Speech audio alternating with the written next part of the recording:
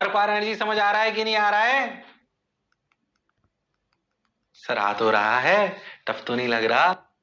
पढ़ा तो टफ ही रहा हूं पर जोरदार तरीके से पढ़ा रहा हूं, तो अगर ध्यान दोगे तो मजा आएगा और ये समझ आने लगेगा कि पीछे का भी रिवाइज ढंग से होना चाहिए। याद है लास्ट टर्न पे अपन ने बोला था कि भैया इसके 3 टाइप के मोशन हो सकते हैं। बहुत तेज रफ्तार दो तो पूरा वर्टिकल सर्कल, रिवीजन करा रहा हूं, बहुत तेज रफ्तार दो तो पूरा वर्टिकल सर्कुलर मोशन, धीरे से दो तो पेंडुलम, और अगर थोड़ी ज्यादा दो तो बीच में गिर जाता है और प्रोजेक्टाइल पाथ ले लेता है। अगर रफ्तार बॉटम मोस्ट पॉइंट पे √5 rg से ज्यादा होगी तो पूरा सर्कल करेगा, √2 gr से कम होगी तो पेंडुलम करेगा, √2 gr से √5 gr के बीच में होगी तो पेंडुलम, तो वर्टिकल सर्कल कुछ देर करेगा, टेंशन 0 करके फिर प्रोजेक्टाइल करेगा। याद है कि भूल गए हो? हाँ सर याद है। क्या ये मैंने आपको लास्ट टर्न पे कराया था? हाँ सर कराया था। लास्ट टर्न वाली स्लाइड है, याद है कि भूल गए? तो याद कर cos थीटा की वैल्यू क्या आई थी, वहीं से आगे बढ़ा रहा हूं। cos थीटा की वैल्यू आई थी u² - 2rg अपॉन 3rg। हाँ फिर याद कर, मैंने आपको बताया था क्या? मैंने आपको बताया था कि इसके बाद ये कौन सा पाथ लेता है, प्रोजेक्टाइल। फिर मैंने आपको बताया इसकी मैक्सिमम हाइट क्या होगी, r, ये r cos थीटा, और ऊपर का h क्या प्रोजेक्टाइल से आया, u² sin² theta by 2g, तो v² sin² theta by 2g। कोई वैल्यू निकालने के लिए बोल दे तो क्या मैं निकाल सकता हूं? क्यों ना एक सवाल कर लें? अगर सवाल सही हो गया तो क्या टफ फॉर्मेट भी हमें समझ आ जाएगी? हाँ सर, टफ फॉर्मेट भी हमें समझ आ जाएगी। ठीक सर, बहुत बढ़िया सर, बहुत सुंदर सर, बहुत मजा आया, वाह वाह। ये तो अपनी बात हो गई, r+r cos theta v² sin² theta by 2g, वो तो हमने ऊपर भी लिखा था। चलो भाई एक एग्जांपल करते हैं। A ball of mass 1 kg is given an initial velocity of √44 at bottom position as shown in the figure. Find out the angle theta and velocity v of projection when ball leaves the circle. पहले अपन एक बात समझे, √rg 2rg कितना है? √2rg है sir √20। √5rg कितना है? √50। क्या √44 is between √20 and √50? हाँ, मतलब क्या ये वर्टिकल सर्कुलर मोशन करेगा? नहीं। क्या पेंडुलम करेगा? नहीं। क्या साथ छोड़ देगा? हाँ। तो बताओ, at bottom most position as shown in the figure, find out the angle and velocity v of projection when ball leaves the circle. Also find the maximum height. क्या जो पीछे तीनों बताए थे वो ही पूछा है? क्या टफ सवाल कहलाएगा, पर अगर समझ आता है तो कोई तकलीफ नहीं होगी। करके बता दो, करके बता दो। देखो शर्माना मत, तुम कर सकते हो। वो हुनर वो काबिलियत तुम में है, वो हुनर वो काबिलियत तुम में है। करके बता दो भाई। हाँ हाँ, करके बता दो। ओहो, मास्टर पतला हो रहा है। करो करो, टाइम टाइम पास मत करो, चलो। ऐसे ये एंगल थीटा फॉर्मूला था जहां पे साथ छोड़ते हैं, u² 44। सबसे पहले u² - 2 × 10 × 1 2gr upon 3 × 10 × 1। 44 - 20 is 24/30। Okay,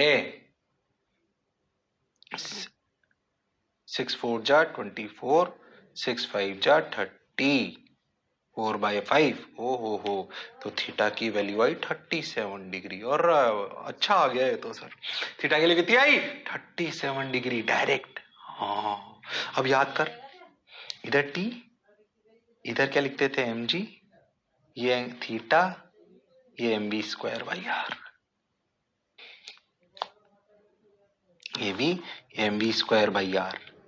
क्या t plus mg cos theta, t तो 0 होता था, क्या mg cos थीटा mv²/r के बराबर, हमने m को मार दिया, क्या v की वैल्यू √rg cos थीटा होती थी? हाँ सर, तो v की वैल्यू कितनी आई? √rg। देखो अच्छा टफ सवाल पर अगर कहानी समझ आती तो कोई खास बात नहीं। √rg, r कितना सर 1, g कितना सर 10, थीटा कितना सर 4/5। ओके, 5 ने 10 को मार दिया √8, यानी कि 2√2। ओ हो वी भी आ गया। एच मैक्स, बॉटम से अगर एच मैक्स पूछे तो पहले क्या वो वाला एच निकालें, ऐसे वाला।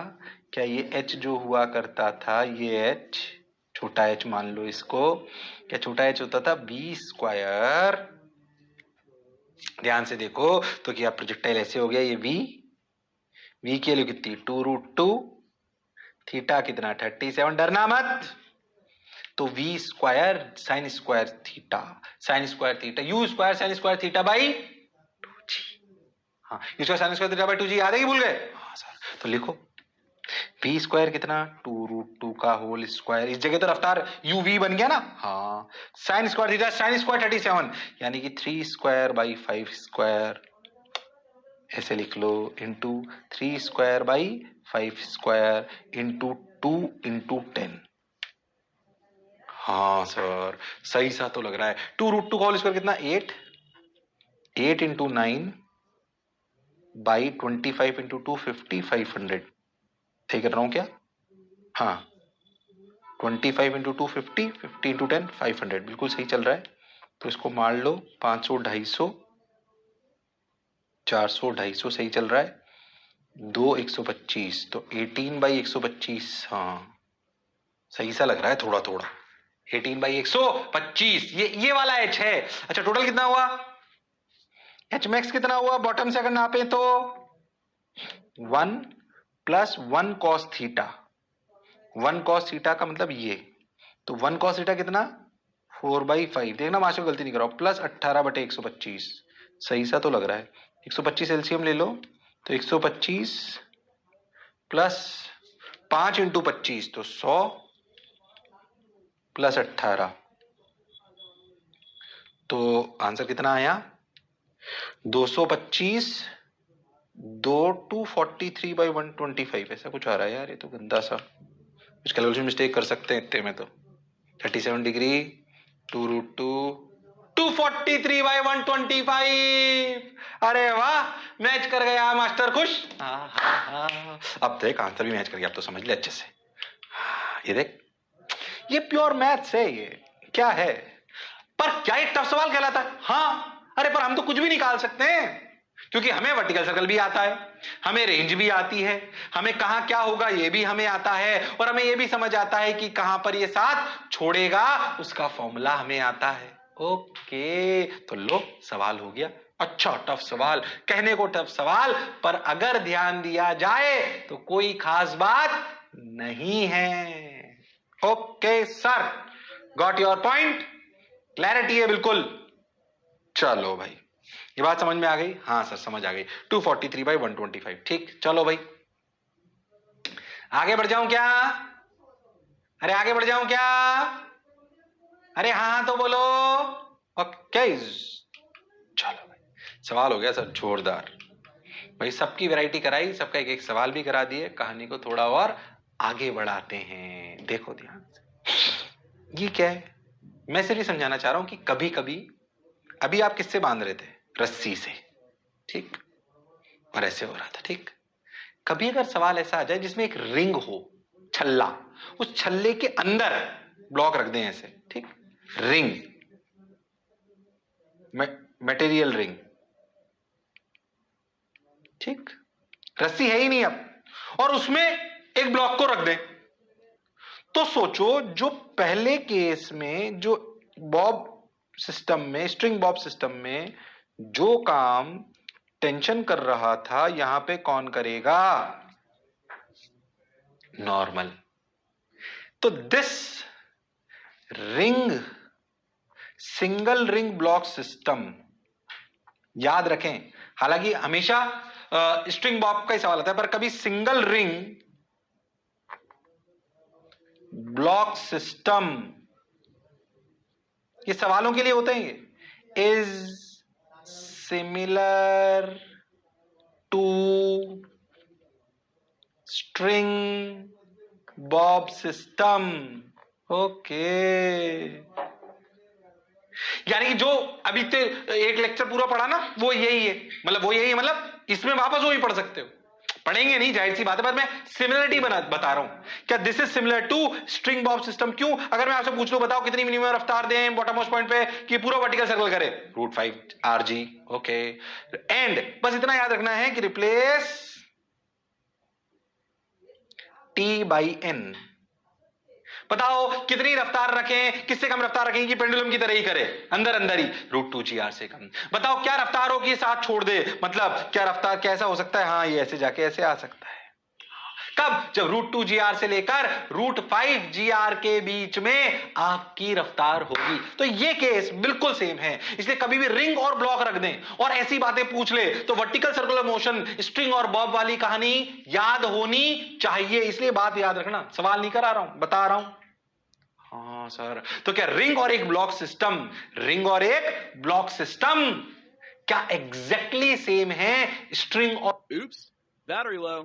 सर, क्या स्ट्रिंग और रिंग और ब्लॉक सिस्टम क्या एग्जैक्टली सेम है बॉब और स्ट्रिंग सिस्टम के? अंतर इतना है कि string will be replace, tension will be replaced. Battery low.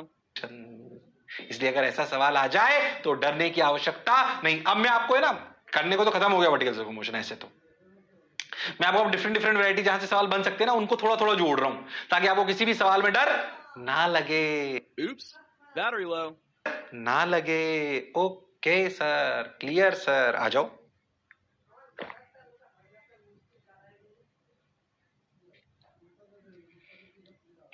आगे बढ़ जाऊं क्या?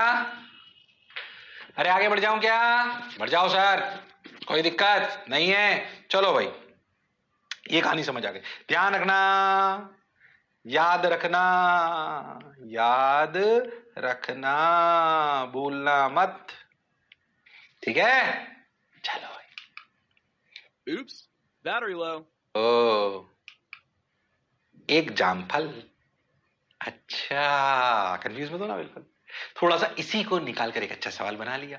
Find out the value of h such that the normal at point E is two mg in the figure shown below. ऐसा समझो, एक ऐसे ना, ऐसे एक ट्रैक है, हाँ, ऐसे जो ऐसे ए से फिर सर्कल बन जाती है, ओके, और हमने ऐसे ट्रैक पीछे कहीं जा रही है, वो एच से कहीं से अपन ने छोड़ा, ओके। तो क्या जब ये एच ए तक आएगी तब तक इसकी रफ्तार बढ़ेगी, ए के बाद क्या है, सर्कुलर वाली कहानी में आ जाएगी। आप Battery low. वैल्यू हो कि ई पर नॉर्मल रिएक्शन या टेंशन जो आप निकालते थे वो एक ही बात है। क्या ई पे नॉर्मल रिएक्शन, पहले बताओ, ई पर ब्लॉक पर नॉर्मल क्या ऐसे लग रहा होगा? हाँ सर, बिल्कुल लग रहा होगा। 2mg हो, इसके करस्पॉन्डिंग एच निकालो। ओके, रेडियस आर बार दे रखा है आपको और एंगल भी 37 डिग्री दे रखा है। तो बताओ अगर मैं कितनी ट्रैक के ऊपर छोड़ूं कि इस ई वाली पोजीशन पर नॉर्मल कितना हो, कितना हो? 2mg। Battery low.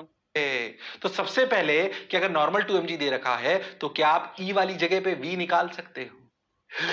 इस जगह तोड़ तोड़ के तुमसे ही कराता हूं, क्या इस जगह पे v निकाल सकते हो? सबसे पहले v निकालो इस जगह, सब mg की टर्म्स में, mg और r की टर्म्स में निकालो, निकालो भाई। सबसे पहले अगर यहां पे 2mg है नॉर्मल रिएक्शन, तो मुझे सब लोग सबसे पहले v बताओ mg और r की टर्म्स में। चलो बताओ, अरे बताओ, अरे तुम लोग बता सकते हो, मैं भी कर रहा हूं। Battery low. n 2mg, ये mg, ये 37, इधर mv²/r। तो इक्वेशन क्या लिखेंगे? 2mg plus mg cos 37, radial में इक्वेट करते हैं ना, हाँ, mg cos 37 is 4/5 equal to Adios, amigo. Powering off. v²/r। m ने m को मार दिया, 2g प्लस 4g/5, 5 2 जा 10, 10 into 10 plus 4, 14g/5 equal to v²/r, यानी कि v² की वैल्यू आई 14 rg/5। देखना कैलकुलेशन में मिस्टेक नहीं करूं। हाँ सर, एक बात तो ये अपने को समझ आ गई। अब ध्यान दो, क्या तुम इस जगह से लेकर इस जगह तक, यानी कि ई वाली इस इनिशियल पोजीशन को इनिशियल मान लो आई, क्या इनिशियल से लेकर ई तक क्या मैकेनिकल एनर्जी कंजर्वेशन लगा सकते हो? क्योंकि नॉर्मल का वर्क डन तो है ही नहीं। हाँ सर लगा सकते हैं। So apply mechanical energy conservation तुम करोगे अब इनिशियल से ई पॉइंट तक। हो जहां से छोड़ा, यहां से छोड़ा है अपन ने पार्टिकल रिलीज्ड है ना, उसकी एच तो निकालनी है। हाँ सर बिल्कुल सर आप सही बोल रहे हो। तो अगर अपन मैकेनिकल एनर्जी कंजर्वेशन लगाए कहां से लेकर ई से लेकर इनिशियल तक, एक काम करो ई वाली जगह पे इनिशियल एनर्जी 0 मान लो, तो क्या ये एच ये हाइट अपनी कितनी हुई बोलो? यहां से लेकर यहां तक की हाइट कितनी हुई? देखो ये हाइट कितनी हुई, एच माइनस ये हाइट, ये कितनी है? ये है आर प्लस आर कॉस 37 यानी कि 4r/5। सही कर रहा हूं क्या? r प्लस 4r/5 कितना? 9r/5। मतलब क्या ये हाइट हुई h माइनस 9r/5। क्या अब मैकेनिकल एनर्जी कंजर्व कर सकते हो इनिशियल से लेकर फाइनल पॉइंट तक, यानी कि ई तक।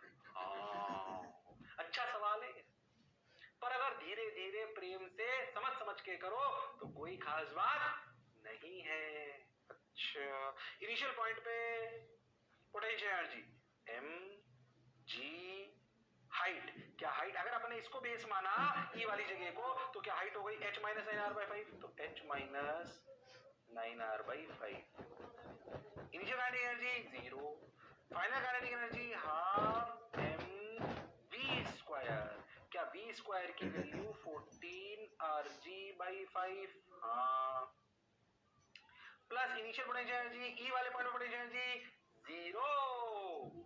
हाँ सर समझ तो आ रहा है थोड़ा थोड़ा।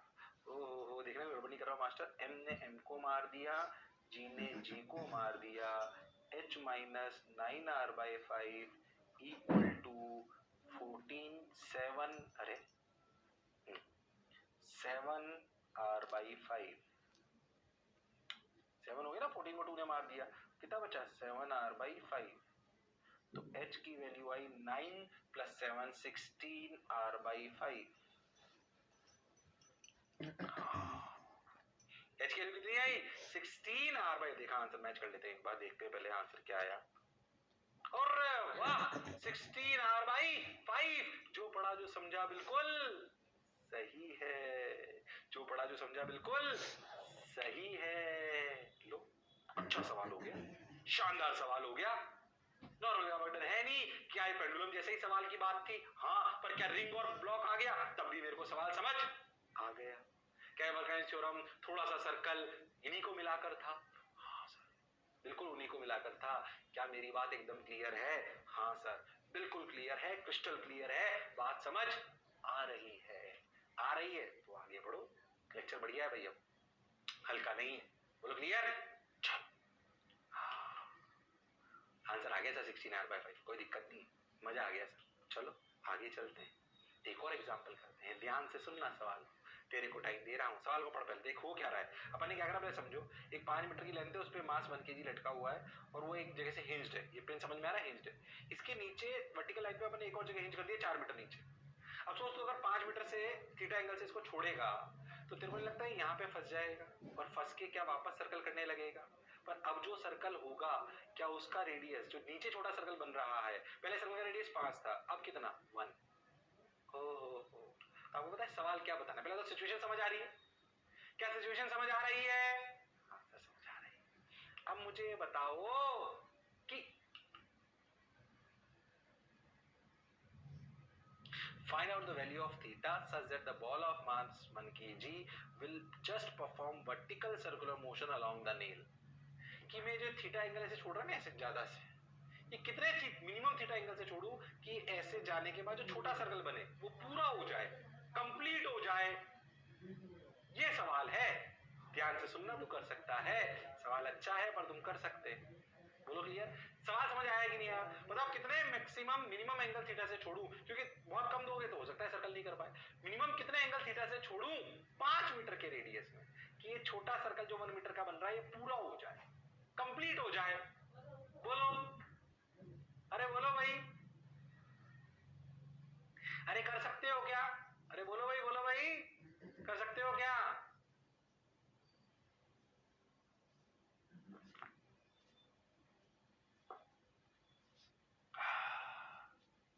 करो, ट्राई करो। Your time starts now. 40 second दे रहा हूं, 40 सेकंड दे रहा हूं। कर सकते हो तुम लोग। अरे हाँ भाई, वो हुनर, वो काबिलियत तुम में है। हाँ हाँ, अरे करके बता दो भाई।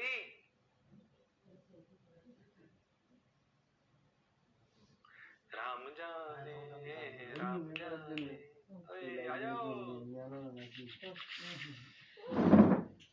आज मैं सोच रहा हूँ अपनी बीवी से आमने सामने बात करी लूं कि बहुत हो गया उसका अत्याचार।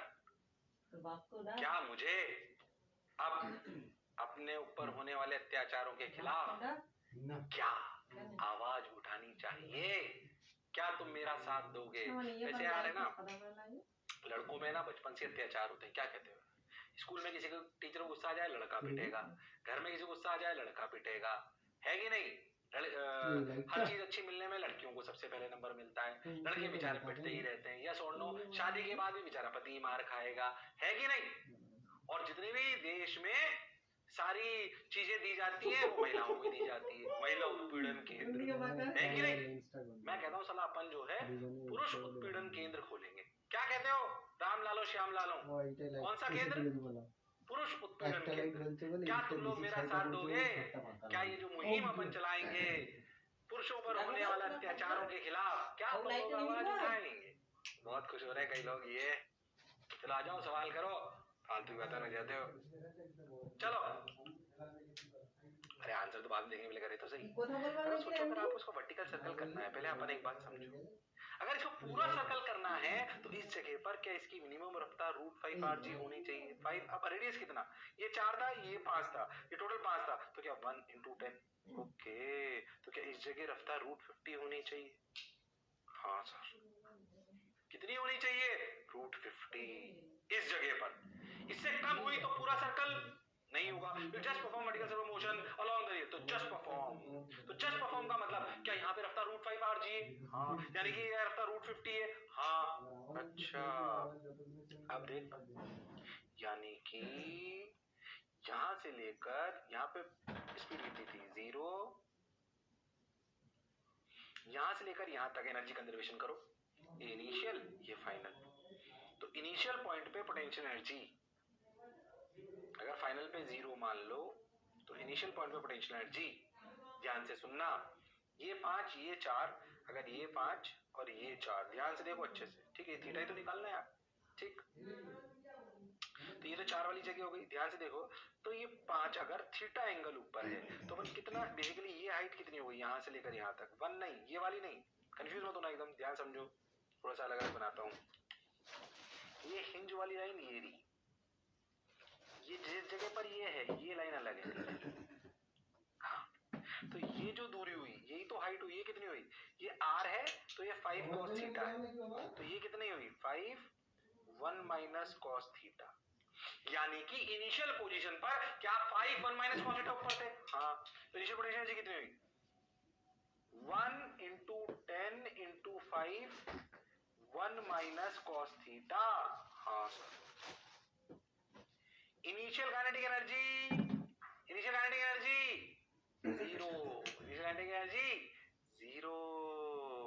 हाँ, equal to final potential energy 0, half m, half m कितना? 1 इंटू हाफ 1 इंटू v कितना? 50 का स्क्वायर, √50 का स्क्वायर। बोलो क्लियर है क्या? अरे बोलो क्लियर है क्या? अरे पक्की बात? अरे हाँ ना बोलो। ठीक भाई, तो अगर अपन बात करें देखो 10 × 5 1 - cos theta plus 0 half m × v square, अगर अपन ध्यान देंगे, अच्छा भाई देखो भाई, तो कितना होगा ये? 50 - 50 cos थीटा इक्वल टू 25। तो 50 minus 25 is 25 by 50 equal to cos theta equal to half, theta की वैल्यू 60 डिग्री। और हाँ सर, आंसर आ गया, जोरदार सवाल भी कर लिया। और भाई क्या बात समझ आई, क्या मजा आया? अरे हाँ ना तो बोलो। हाँ सर, बात समझ आई और मजा भी आया, कोई शक वाली बात नहीं है। क्या मेरी बात क्लियर है? हाँ सर क्लियर है। अरे पक्का? अरे सोच लो, अरे गारंटीड? हाँ भाई, चलो भाई चलो भाई, आगे आ जाओ, आगे बढ़ जाए। सीधा 60 डिग्री आगे, बहुत बढ़िया भाई।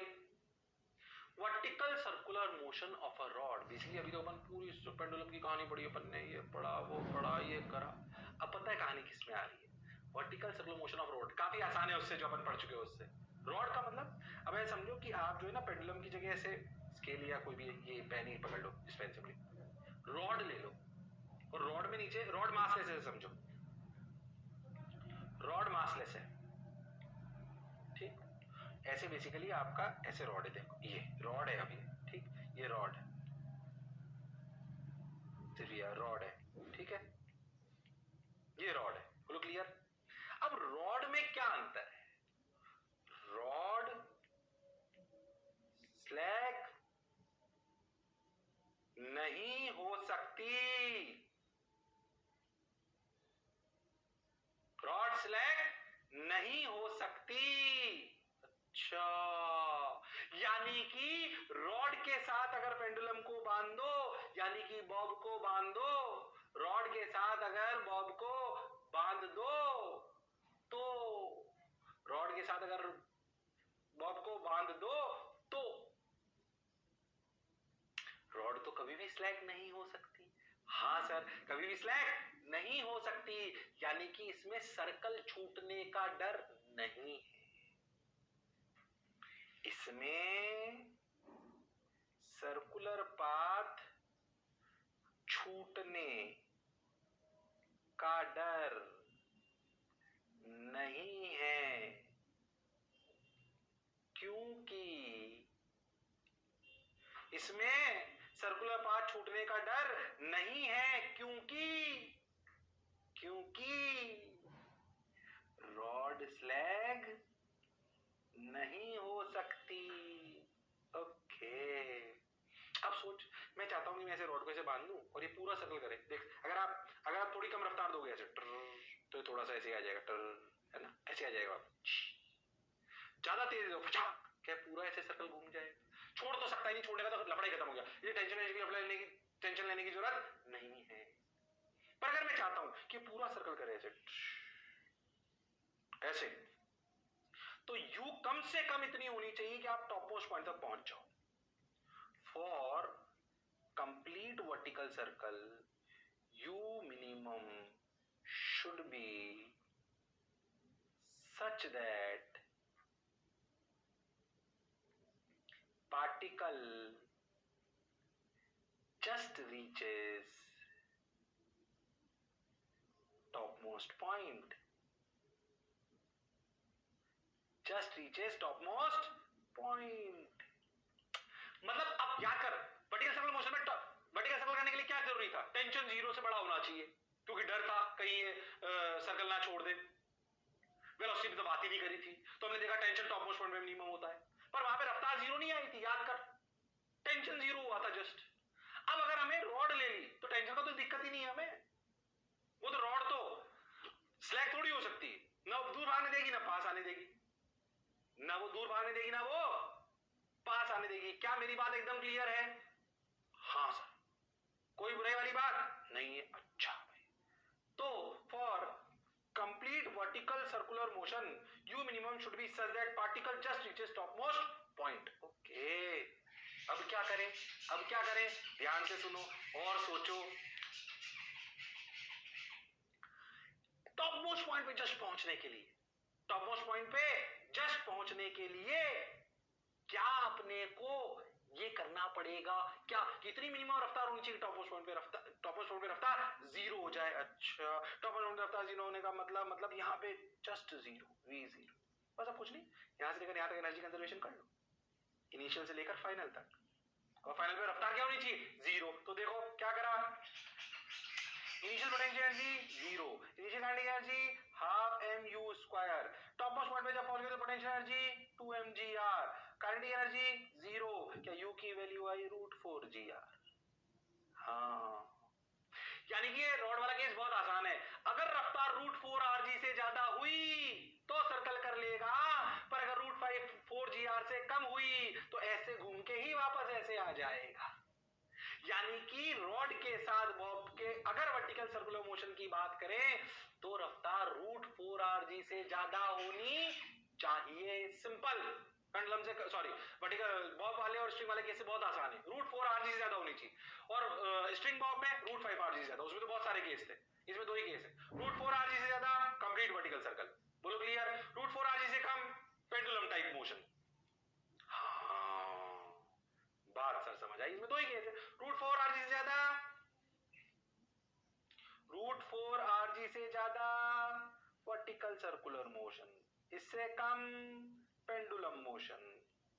ओके, ये तो बहुत आसान हो गया सर, क्योंकि इसमें डायरेक्ट रफ्तार से लफड़ा है, क्योंकि टेंशन जीरो होने का या स्ट्रिंग के या स्लैग होने का कोई डर नहीं है। इसमें तो भैया सिर्फ रॉड है जो स्लैग तो नहीं हो सकती, अगर पेंडुलम चलेगा तो उसका सिर्फ और सिर्फ सर्कुलर पाथ ही हो सकता है, कोई डर नहीं है, कोई डर नहीं है।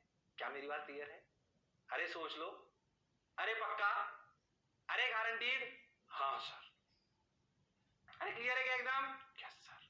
यहां तक की कहानी अपने को समझ आ गई, ये अपने को समझ आ गया, हाई वेलोसिटी ऐसे निकल जाएगा और u ग्रेटर देन √4 gr आएगा। समझ में आया ना कि अगर हम वेलोसिटी कम रखें तो ये ऐसे आके वापस नीचे आ जाएगा, और √4 rg से ज्यादा कर दें तो पूरा सर्कल कर जाएगा। ओके, ये बात अपने को समझ आ गई। अब सुनना, जैसे रॉड में गिरने का डर नहीं था, वैसे अगर मैं एक सिस्टम बनाऊं, ऐसे समझना, ये कैसा सिस्टम है समझना। इसको लाने से पहले मैं तुम्हें एक बात समझाता हूं। 2 रिंग सिस्टम ले लो, मतलब एक रिंग ऐसे लो, ये सवालों के लिए सिखा रहा हूं मैं। एक और रिंग ले लो और इसमें ब्लॉक को फंसा दो, अब रफ्तार दो। क्या ये पार्टिकल सर्कुलर पाथ छोड़ सकता है? नहीं। अगर चलेगा तो क्या, क्योंकि अगर बाहर भी रिंग है अंदर भी रिंग है, तो गिरने लगेगा तो अंदर वाली संभाल लेगी, ये तो बाहर वाली संभाल ही दी थी। तो क्या this system similar to rod plus bob system, जो अपन ने अभी पढ़ा, यानी कि इसमें रूल लगेंगे √4 gr वाले।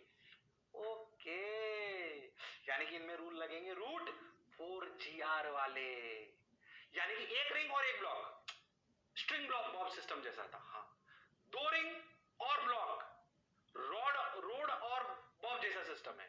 हाँ, तो कौन कौन किसके सिमिलर है, क्या पिक्चर क्लियर है? और टफ वही था भाई सब, कौन सा, अब तो आसान बात कर रहे हैं, इसमें तो एक ही केस है √4 rg वाला।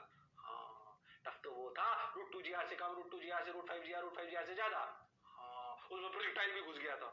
हाँ, तो ये तो आसान है, पहले ये उतार लो फिर सवाल कराता हूं, पहले उतार लो फिर सवाल कराता हूं, अच्छा कराऊंगा जोरदार, और कंसेप्चुअली क्लैरिटी ला दूंगा तुमको। पहले से उतार लो इस बात को, this system similar to rod plus bob system.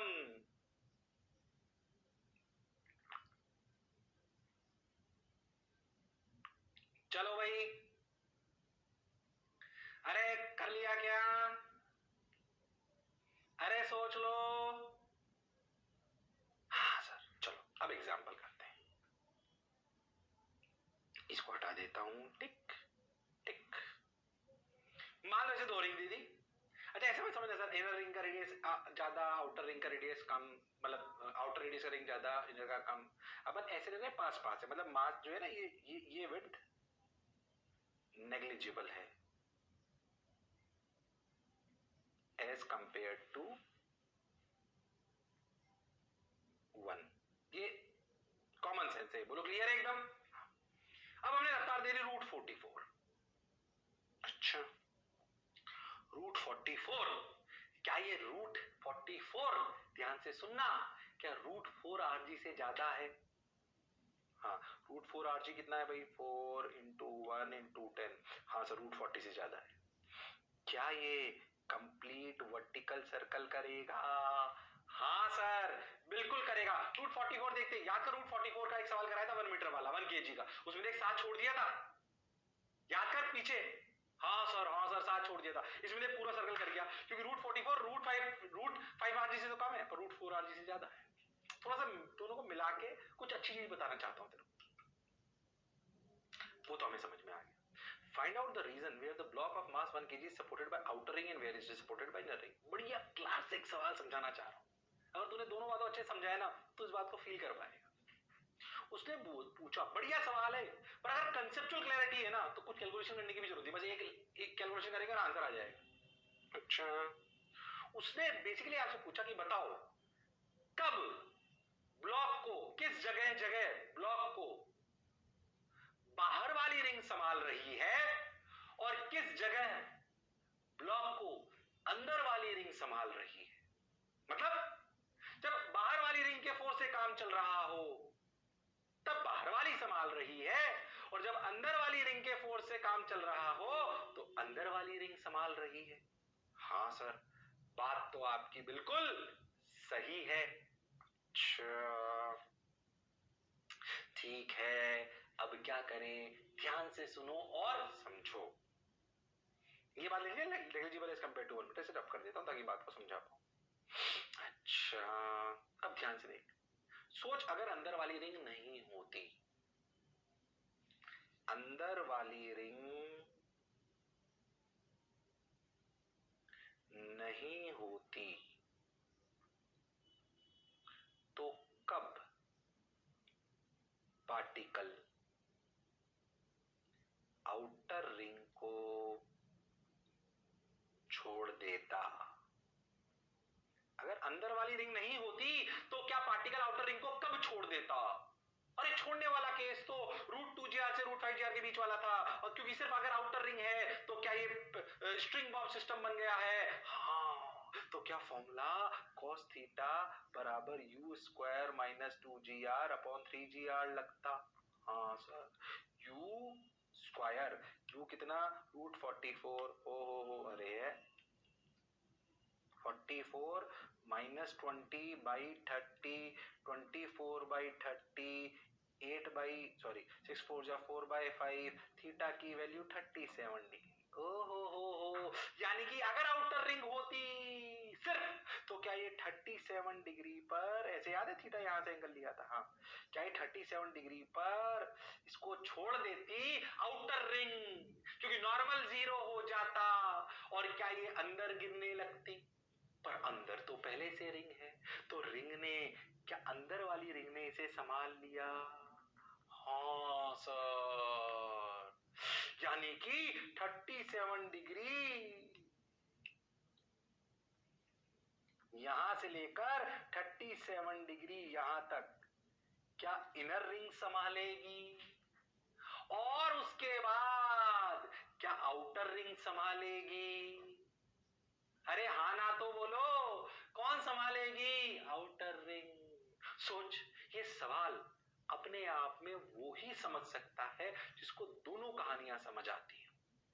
फिर से समझना, सिर्फ आउटर रिंग ने कब से कब तक संभाला, बॉटम से लेकर ऊपर के 37 डिग्री एंगल तक, क्योंकि तब तक तो साथ नहीं छोड़ती अगर आउटर रिंग होती तो, फिर उसके बाद गिर जाती, पर जब गिरने लगी तो किसे संभाल लिया? अंदर वाली ने।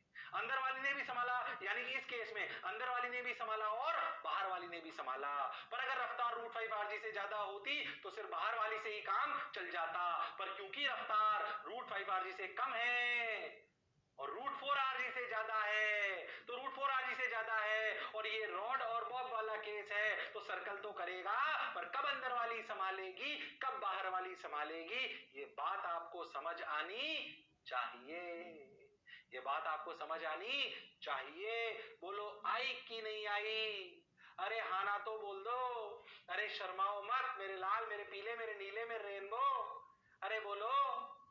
हाँ सर, बढ़िया क्लासिक सवाल। बोलो क्या लिखा है इसमें, एक क्वेश्चन लिखी और इतने जोरदार सवाल का आंसर दिया अपन ने। बोलो दिया कि नहीं दिया? वो तो अपन ने करके बता दिया। देखो ये बात, अंदर वाली रिंग का यूज तभी होगा जब √4 RG से √5 RG के बीच में होगा। क्या कहानी समझ में आई?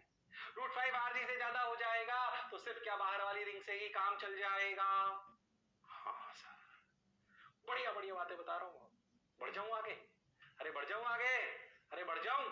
एक और बढ़िया एग्जाम्पल सुनो। एग्जाम्पल गैस, ये एग्जाम्पल नहीं बोलना चाहिए, तो फॉर्मेट ही मान लो तुम लोग।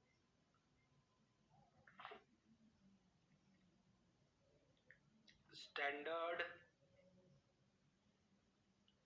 फॉर्मेट। ओहो, स्टैंडर्ड फॉर्मेट। देख क्या कह रहा हूं, पहले समझो। अच्छा, पहले आप एक बात समझो कि अगर एक ऐसे हेमिस्फीयर है, उसमें मैं छोटा सा झटका दे दूंगा। झटका मतलब ऐसे बसी रखा हुआ था एक हेमिस्फीयर पर, एक ब्लॉक ऊपर रखा हुआ था। सवाल के रूप में समझते हैं, पर ये स्टैंडर्ड फॉर्मेट है। ठीक, याद रहना, रख लो तो कोई बुराई नहीं है, याद रखो इसको भी। ठीक, मान लो एक हेमिस्फीयर है, उस हेमिस्फीयर के टॉप पे अपने एक ब्लॉक रख दिया, रुका हुआ है, उसमें थोड़ा सा ऐसे धक्का दे दो, क्या वो नीचे गिरेगा? घर पे करके देखना, वो कुछ देर तक इसके साथ रहेगा, फिर ये इसका साथ छोड़ देगा, फिर ये इसका साथ छोड़ देगा। बोलो क्लियर? ऐसा होगा, ऐसे गिरेगा, कुछ देर साथ देगा और फिर इसके चिपका रहेगा कुछ देर, तो फिर उसके बाद उसका साथ छोड़ देगा।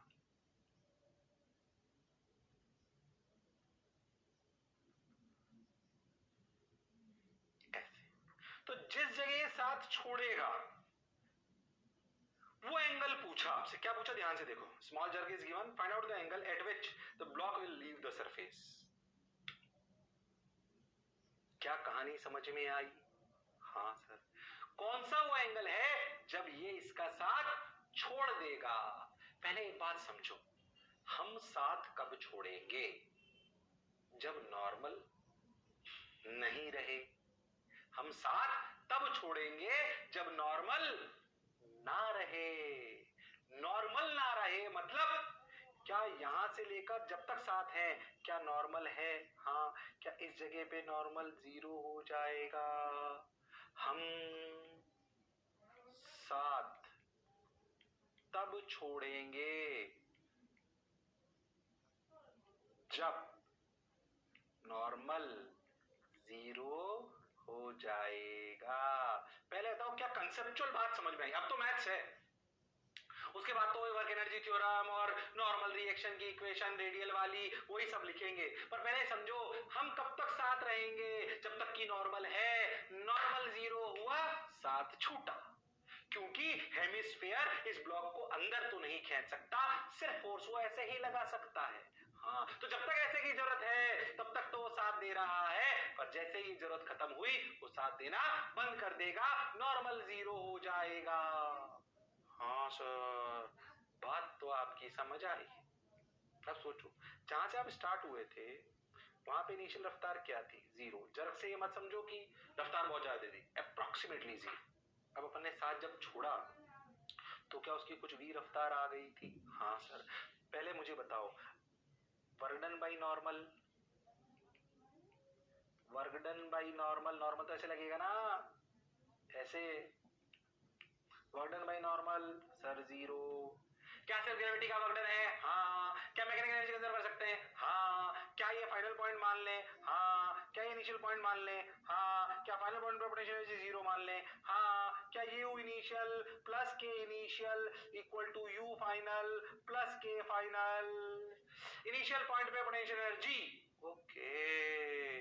ओ सर, क्या ये दूरी r cos थीटा है? तो क्या ये दूरी हाइट क्या r1 माइनस cos थीटा है? हाँ सर, बिल्कुल आप सही बोल रहे हो। तो क्या initial potential energy mgr 1 minus cos theta है? हाँ। क्या इनिशियल काइनेटिक एनर्जी 0 है? क्या फाइनल पोटेंशियल एनर्जी 0 है? क्या final kinetic energy half mv² है? हाँ सर। तो क्या mv² की वैल्यू क्या mg2 mgr 1 minus cos theta आई? जरूरत पड़ेगी पहली इक्वेशन। mv स्क्वायर के लिए भाई 2mgr 1 minus cos theta. Okay sir, अब सोचो इस जगह पर नीचे क्या लग रहा है mg, क्या ये एंगल है थीटा, क्या इधर नॉर्मल, क्या इधर आएगा mg cos थीटा, साथ ही साथ क्या यहाँ पे नॉर्मल के साथ साथ एक mv स्क्वायर बाई आर भी आएगा। तो क्या normal plus mv square by r equal to mg cos theta, पर जहां साथ छोड़ेंगे वहां पर तो क्या नॉर्मल जीरो होगा। हमें तो जगह ही तो बतानी है जहां पर ये साथ छोड़ देगा, तो जहां साथ छोड़ेगा क्या वहां पे नॉर्मल जीरो हो जाएगा। हाँ सर, बिल्कुल नॉर्मल जीरो हो जाएगा। तो mv square by r equal to mg cos theta. Okay, got your point, clarity है, बहुत बढ़िया, बहुत सुंदर, बहुत मजा आया बाबा। अब सुन, क्या mv स्क्वायर की वैल्यू उठाकर यहां से यहां रख सकते हैं? बिल्कुल रख सकते हैं, तो रखो 2mgr, ध्यान से देखो तो mv स्क्वायर बाई आर की value 2mg 1 minus cos theta आ जाएगी अपने आप, equal to mg cos theta. और वाह, mg ने mg को मार दिया, 2 minus 2 cos theta equal to cos theta. अरे वाह, यानी कि देखो तो 2 बराबर 3 cos थीटा। ओके, यानी कि cos थीटा बराबर 2/3। ओके, यानी कि थीटा बराबर cos इनवर्स 2/3। ये वो एंगल है जिस पर अगर आप हेमिस्फीयर से जस्ट छोड़ दो तो ये भी इसका साथ छोड़ देता है। ओके, ये भले कोई बहुत स्टैंडर्ड फॉर्मेट नहीं है, पर ये स्टैंडर्ड रिजल्ट की तरह याद रख लो, काम आएगा आगे कई जगह अगर कभी, और ये कई बार एग्जामिनेशन में डायरेक्ट भी पूछ लेते हैं। बोलो क्लियर है क्या? अरे बोलो क्लियर है क्या? अरे सोच लो। हाँ sir, theta equal to cos inverse 2/3। उतार लो फटाफट, उतार लो फटाफट।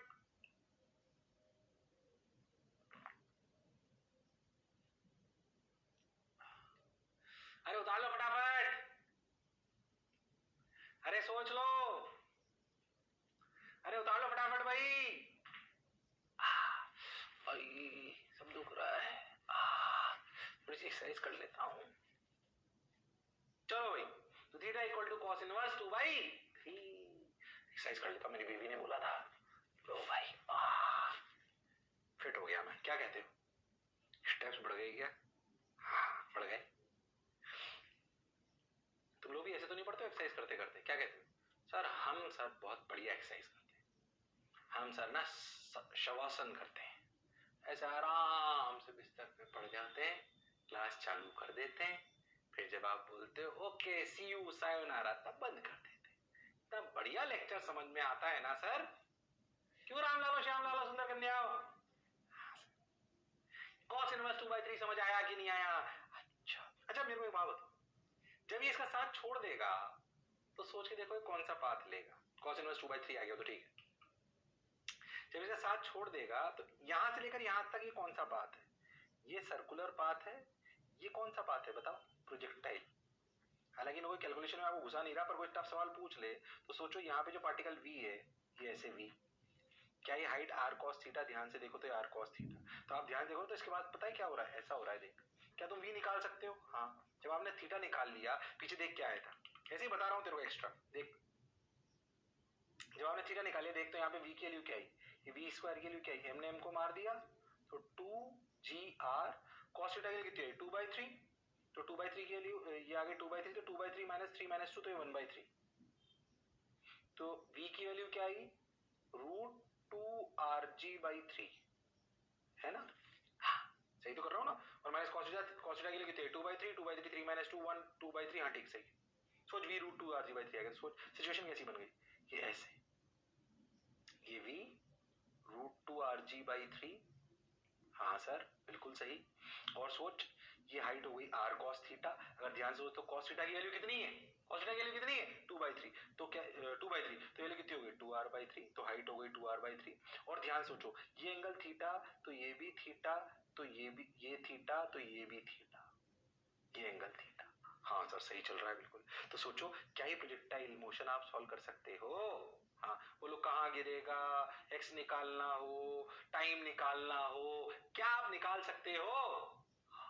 क्योंकि इसके बाद ये क्या है, प्रोजेक्टाइल। तो मैं ज्यादा कैलकुलेशन में जा नहीं रहा हूं, आपको कैलकुलेशन ले जाकर परेशान नहीं कर रहा हूं, पर कोई अगर पूछ ले तो मुझे समझ में आता है कि once it leaves the circular path it will take which path, projectile, इसे नीचे फेंकने वाला। अरे हाँ सर, बात तो आपकी बिल्कुल सही है। हाँ, तो कैलकुलेशन में फालतू आपको उलझा नहीं रहा हूं, पर अगर कोई उलझा दे तो हमें बात समझ में आनी चाहिए। अगर कोई उलझा दे तो हमें बात समझ में आनी चाहिए। बोलो, क्या बात क्लियर हुई? हाँ सर, क्लियर हो गई सर। हो। अब वैसे अभी जो मैंने एक पता तो क्या ये क्लियर है? अरे पीछे चल, क्या क्लियर है? सोच, अभी जो मैंने कॉमन सेंस की बात बताई थी ना, जो बढ़िया सवाल कराया था कि कब अंदर वाली कब बाहर वाली, बिल्कुल वैसा ही इसी कॉन्सेप्ट पे एक और सवाल पूछ रहा हूं। अब तुम बताओगे, मैं नहीं बताऊंगा। बता सकते हो तुम में वो काबिलियत है, वो हुनर, वो काबिलियत, वो इंसानियत तुम में है, तुम बता सकते हो कंफर्म 110%। चलो भाई देखो अगला सवाल, और ओरली बताना है, पेन नहीं चलाना। Find out the reason where the block is supported by outer ring and where it is supported by inner ring. छोटा सा झटका देते हैं। अब बेसिकली हेमिस्फीयर नहीं है, इनर रिंग आउटर रिंग फंसा दी और ऊपर से छोड़ दिया। बताओ कब बाहर वाली रिंग संभाल रही है, कब अंदर वाली संभाल रही है? बोलो, ये तुम कर सकते हो, बोलो। अगर हमने दोनों तरफ रिंग लगा दी तो क्या सर्कल में ही चलेगी? पर सोचो, क्या cos थीटा बराबर 2/3 तक, क्या अंदर वाली संभालेगी? अंदर वाली। और इसके बाद ये प्रोजेक्टाइल करना चाहता था, उसके बाद कौन संभाल लेगी? बाहर वाली। अरे हाँ सर, फील करा रहा हूं, ये सवाल नहीं है सिर्फ, ये फील है सब्जेक्ट की। अरे हाँ सर, cos थीटा बराबर 2/3 तक अंदर वाली, cos थीटा बराबर 2/3 के बाद बाहर वाली, क्योंकि उसके बाद नहीं तो अगर अंदर वाली खाली होती तो प्रोजेक्टाइल बन जाती, पर बाहर वाली ने संभाल लिया। हाँ, कई लोग बहुत कुछ सवाल से कोई लेना देना नहीं, उनके मन में जो शब्द चल रहे हैं वो है अंदर वाली और बाहर वाली। क्यों राम लालो श्याम लालो बिगड़ैल बच्चे? मेरे को ऐसा लगता है मैं ना तुम्हारे साथ साथ रह के बिगड़ गया हूं, इतना शरीफ बच्चा था नहीं तो मैं। क्या कहते हो? अच्छा, तुम मेरे चक्कर में बिगड़ रहे हो। ओके, वाह मेरे लाल, मेरे पीले भाई साहब, मेरी शरीफाई की किस कसमें खाई जाती है आज तक भी। क्या कहते हो? हाय हाय, चलो भाई आगे बढ़ जाऊं क्या? अरे आगे बढ़ जाऊं क्या? चलो, वो तो समझ आ गया आपको, हमको वैसे ही समझ आ गया। ओ हो, ये पूरा सेक्शन किसका था? ये पूरा सेक्शन था भैया किसका? Vertical circular motion. मैंने पीएचडी करा डाली तुमको उसमें, सवाल तो अभी भी खूब करा सकते हो, पर मैंने हर एक वैरायटी का एक सवाल कराया, ध्यान से देख। बॉब पेंडुलम, उसके तीनों केसेस, फिर रॉड वाला, फिर रिंग्स वाले, फिर रिंग में भी अंदर बाहर वाले, फिर हेमिस्फीयर वाले। अब एक छोटा सा सेक्शन बचा है जिसे हम कहते हैं पावर। क्या कहते हैं? पावर। चैप्टर नाम ही था पावर एनर्जी, पर पावर ज्यादा नहीं होती, थोड़ी सी होती है, समझ में आ जाएगी। पावर क्या चीज है? पावर, जैसे एनर्जी अपन ने पढ़ी, काइनेटिक एनर्जी, वर्णन और काइनेटिक एनर्जी दोनों की यूनिट तो सेम थी ना। तो वर्णन जो एक्सटर्नल करता है, उसका वर्क जो दिखाई देता है उसे वर्क कहते हैं। वो कई बार काइनेटिक एनर्जी में आता है, कई बार किसी और में आता है, तो अगर बॉडी के मोशन की वजह से उसकी एनर्जी है तो उसको काइनेटिक एनर्जी कहते हैं। अपन ने पोटेंशियल एनर्जी भी समझ ली थी, इन सबको रिलेट करना भी अपन ने सीख लिया था, डब्ल्यूटी में यही तो सीखा। अब एक बात समझ, कि मैंने बोला ध्यान से समझना, ध्यान से समझना अच्छे से, कि मान लो मेरे को किसी ब्लॉक को यहां से यहां ले जाना है 2 मीटर। अब 2 मीटर अगर अपने को इस ब्लॉक को ले जाना है तो इस ब्लॉक को 2 मीटर ले जाने के लिए कितना समय लगा, इस पे तो हमने बात ही नहीं करी। हाँ सर, बात तो आपकी सही है। ओके, यानी कि अब पावर मैंने कार्य करा 10 जूल। कितना करा? 10 जूल। अरे पर कितने समय में करा, क्या ये भी इंपॉर्टेंट है? तो रेट ऑफ वर्क डन, क्या चीज? जैसे मान लो मेरे को किसी आदमी पर, या ऐसे समझो कि तुम्हें होमवर्क दिया गया कि भाई डीपीपी और वर्कशीट कर लेना। किसी ने बोला अच्छा डीपीपी वर्कशीट, उसने 10 दिन में करा। एक ही डीपीपी एक वर्कशीट उसने 10 दिन में करी। किसी ने भाई साहब उसी दिन कर ली, तो दोनों बोलेंगे सारा होमवर्क डन 10 दिन बाद। अरे पर रेट तो सबकी अलग अलग थी, तो आपको अपनी पढ़ाई की रफ्तार भी तो मैटर करती है, करती कि नहीं करती? सो वर्क करने की रफ्तार यानी कि dw/dt। हाँ, ऐसे समझो, the average amount of work done per unit time mathematically is compound average power, total work done. Okay, average power पर अगर इंस्टेंटेनियस पावर की बात करें तो ओके, ये वैल्यू जाएगा, ध्यान समझो, कंफ्यूज मत होना। क्या अपन याद कर पावर को पता है क्या लिखेंगे? dw/dt, ऐसे फील करो तुम, ये है रेट ऑफ वर्क डन। क्या ये भी एक इंपॉर्टेंट चीज है? किस रफ्तार से हम काम कर रहे हैं उसे पावर कहते हैं। ये पावर याद करो, अगर इसे अपन बेसिक शब्दों में करें तो what is power? Total work done upon total time, this is what average power. Average instantaneous कई बार समझा चुका हूं, एवरेज इंस्टेंटेनियस समझा चुका हूं। So what do you mean by average power? Total work done upon total time. अगर इस time को बहुत छोटा कर दें तो याद करो, क्या P इंस्टेंटेनियस यानी कि simply P is limit delta T tends to 0 delta W/डेल्टा T, काइनेमेटिक्स में कई बार बता चुके हैं, यानी कि dw/dt, और you can say differentiation, this is power instantaneous, this is dw/dt, rate of work done. Okay, अच्छा, वर्क डन की यूनिट क्या होती है? जूल। टाइम डिवाइड तो जूल पर सेकेंड, इसे कहते हैं what. So what is average power? Total work done upon total time, or you can say rate of work done is instantaneous power. इसकी यूनिट जूल पर सेकेंड, जिसे एक और यूनिट से बोला जाता है वॉट, जैसे 100 वॉट का बल्ब, 10 वॉट का बल्ब, ये तो इलेक्ट्रिसिटी में पढ़ेंगे, पर वो भी पावर है ये। तो पावर इज व्हाट? एनर्जी पर सेकेंड, आप ऐसे समझो, या फिर वर्क डन पर सेकेंड। ओके, जब हम बोलते हैं 100 वॉट का बल्ब है, इसका मतलब पता है क्या है? वो इसका, अब सुना होगा 100 वॉट का बल्ब, इसका मतलब क्या है? वॉटेज समझाने का प्रयास कर रहा हूं कि वो एक सेकंड में 100 जूल एनर्जी छोड़ रहा है, वो एक सेकंड में 100 जूल एनर्जी छोड़ रहा है, ये मतलब है उसका। तो पावर इज नथिंग, कार्य करने की रफ्तार की स्टडी पावर है। सिंपल, ज्यादा टाइम नहीं लगेगा इसको, अच्छे समझ। पावर क्या है? कार्य करने की रफ्तार पावर है। सो पावर, एवरेज पावर है total work done upon total time, unit is joule पर सेकंड, जिसे वॉट भी बोला जाता है, कई बार हॉर्स पावर के नाम से भी जाना जाता है। पहले से उतार लो फटाफट, इसे उतार लो फटाफट, अरे उतार लो मेरे लाल, मेरे पीले, मेरे नीले, अरे उतार लो फटाफट। एनर्जी पर सेकेंड, वर्क डन पर second, average power, instantaneous. Average instantaneous कैसा होता है? काइनेमेटिक्स में कई बार सिखाया है, एवरेज वेलोसिटी से इंस्टेंटेनियस वेलोसिटी, एवरेज स्पीड से इंस्टेंटेनियस स्पीड, तो ज्यादा पैपे करने की जरूरत नहीं है। उतार लिया क्या? अरे उतार लिया क्या? बहुत बढ़िया। इसकी एक और यूनिट होती है जिसे अपन कहते हैं हॉर्स पावर, याद होनी चाहिए। When a body does work 1 joule in 1 second is called it's 1 watt power. अरे वॉट की डेफिनेशन दे दी, चाहो तो लिख लो, नहीं तो मत लिखो। The standard metric unit of power is what, क्योंकि वो होती है जूल पर सेकंड। कई बार तुमने सुना होगा इतने एचपी की मोटर, इतने एचपी की मोटर, है ना? तो बेसिकली खाली एनर्जी से नहीं बताते, जब मोटर की ताकत अगर नापनी है तो खाली उसकी एनर्जी से नहीं नापते कि 100 जूल देगी, अरे कितने समय में देगी, क्या इंपॉर्टेंट है। इसलिए मोटर हो गई या कोई भी कंडेंसर्स हो गया, कोई भी बड़ी और चीजें हो गई, उनकी क्षमता पावर से नापी जाती है कि अच्छा। एक स्टैंडर्ड यूनिट और है जिसे अपन बोलते हैं HP. 1 horse power is basically 746 what. 1 horse power का मतलब है, अगर कोई आप सुनो कि 1 हॉर्स पावर की मोटर है, तो समझना है ऐसे कि वो 746 जूल एक सेकंड में दे देगी। ओके, सुना है कभी 1.5 हॉर्स पावर की मोटर, आधे हॉर्स पावर की मोटर? ये ऐसा है, पर जनरली अपन वॉट से ही डील करेंगे। पर अगर कभी आ जाए तो आपको क्लैरिटी होनी चाहिए, कभी आ जाए तो आपको क्लैरिटी होनी चाहिए। Okay, yes sir, got your point, उतार ले।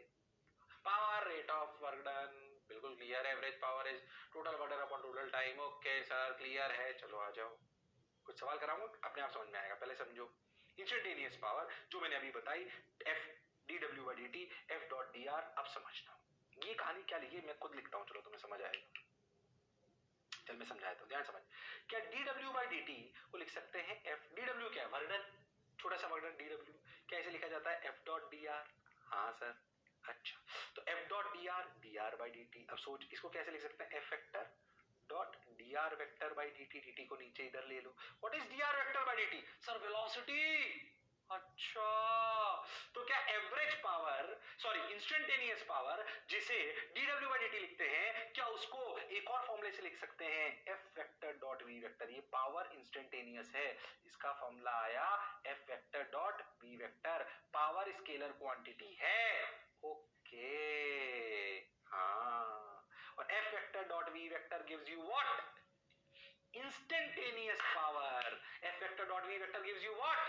Instantaneous power. Okay. F vector dot V vector gives you what? Instantaneous power. ठीक सर, ये बात अच्छे से समझ आ गई, क्रिस्टल क्लियर सर। ओके, उतार लिया, अरे उतार लिया, अरे सोच लो, उतार लिया, हाँ सर, बिल्कुल सर।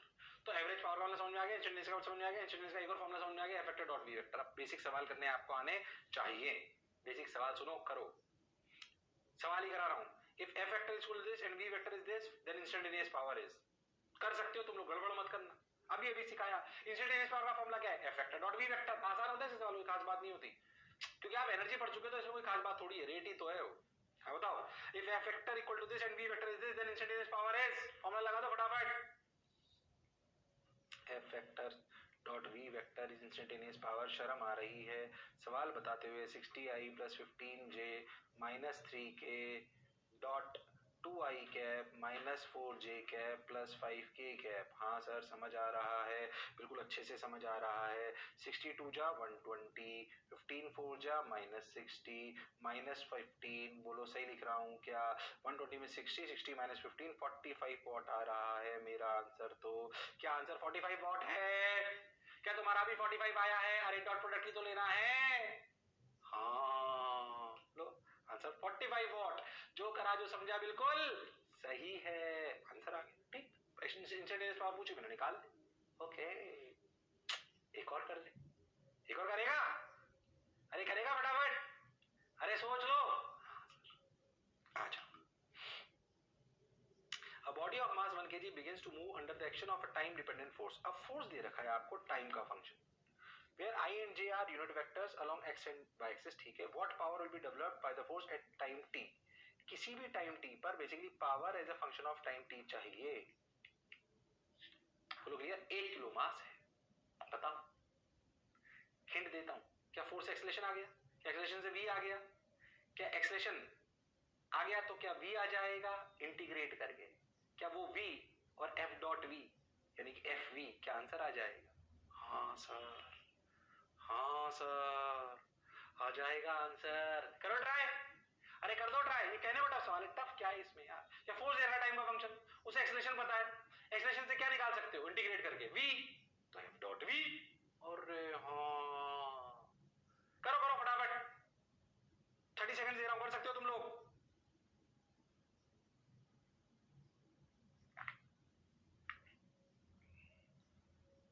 अरे राम लालो कर सकते हो तुम लोग, कर दो, अरे कर दो भाई कर दो। हाँ हाँ हाँ हाँ, चलो मैं बताता हूं। तो पहली बार एक्सेलरेशन हो गया 2t i cap plus 3t square j cap by mass. अरे पर मास तो 1 ही है, तो एक्सेलरेशन यही हुआ। क्या dv by dt is 2t dt i cap integration plus 3t square dt integration j cap, ठीक है। रफ्तार 0 से v टाइम 0 से t, 0 से t, बहुत बढ़िया। v की वैल्यू 2t, t का इंटीग्रेशन t स्क्वायर बाई 2, तो t square plus t square का इंटीग्रेशन t क्यूब बाई 3, तो 3 ने 3 को मार दिया, t square plus t cube. Okay, ये वेलोसिटी आ गई, t square i cap plus t cube j cap. Confuse मत होना, कितना आया देखो, t square i cap plus t cube j cap. Okay, बस अब क्या था, पावर क्या है, पावर होती है सर f डॉट v। लो भाई f कितना, 2t i cap plus 3t square j cap dot t square i cap plus t cube j cap. Okay, तो 2t cube plus 3t5, 2t cube plus 3t5, मेरे हिसाब से B option होना चाहिए, check कर लें क्या। हाँ, 2t क्यूब प्लस 3t की पावर 5 आंसर क्या है। इंस्टेंटेनियस पावर अगर फोर्स दे रखा हो तो क्या मैं निकाल सकता हूं? हाँ, निकाल सकता हूं। इसमें ऐसी कोई खास बात नहीं है, इसमें ऐसी कोई खास बात नहीं है। अरे आया कि नहीं आया? पावर का मतलब समझ आया? लो भाई, ताकत। तो भाई एक और करो, सवाल कर लो, इसमें अपने आप समझ में आती बात। बताओ थोड़ा अच्छा सवाल। Find out the minimum power of the motor required. ऐसा समझो प्रैक्टिकल सवाल समझते हैं अपन। सवाल क्या है कि एक मोटर लगानी है आपको। इस मोटर का काम क्या है कि वो नीचे कुआं है 10 मीटर नीचे, वहां से पानी निकाले और ऊपर तुम्हारी छत है 10 मीटर ऊपर, और मतलब ग्राउंड पे अपन ने मोटर लगाई तो नीचे 10 मीटर, प्रैक्टिकल सवाल है, नीचे 10 मीटर नीचे कुआं है और ऊपर तुम्हारी नल है ऊपर 10 मीटर ऊपर, वहां पे तेरे को पानी फेंकना है, पानी देना है। अच्छा जो पानी निकल रहा है उसका जो एरिया है वो कितना? इतना, जिस नल से बाहर आना चाहिए पानी, और इतने रफ्तार से बाहर आना चाहिए। अच्छा तो उसने पूछा कि भाई ये जो मोटर है इसको कितनी मिनिमम पावर देनी पड़ेगी। अच्छा सवाल समझ आया? प्रैक्टिकल सवाल है क्या? घर का सवाल है? हाँ सर सवाल तो घर का है। बोलो यस और नो? हाँ सर सवाल तो घर का है। चलो मैं समझाता हूं, समय कम है, आज इसको खत्म करते हैं। ओके पहले समझो असलियत में पावर है क्या? वर्कडन पर यूनिट टाइम या एनर्जी पर यूनिट टाइम। क्या आप बोल सकते हो एनर्जी जो 1 सेकंड में चाहिए, 1 सेकंड में, जो 1 सेकंड में जितना कार्य करना पड़ेगा मोटर को पानी को नीचे से उठाकर पाइप से बाहर फेंकने में, क्या वो उस मोटर की पावर होगी? So basically work done by motor in lifting water from well and throwing out from the null is basically power. अब पहले एक बात समझे, ध्यान से फील करना, अच्छी बात बता रहा हूं, बढ़िया सवाल है। कितने एरिया के पाइप से पानी बाहर आ रहा है? 0.1, और कितनी रफ्तार से बाहर आ रहा है? 10 मीटर पर सेकेंड। ओके सर बात बिल्कुल समझ आ रही है। ओके ओके ओके हाँ सर थोड़ी थोड़ी बात तो समझ आ रही है। अब क्या करें, अब क्या करें, अब क्या करें? ठीक है ठीक है ठीक है ठीक है ठीक है। अच्छा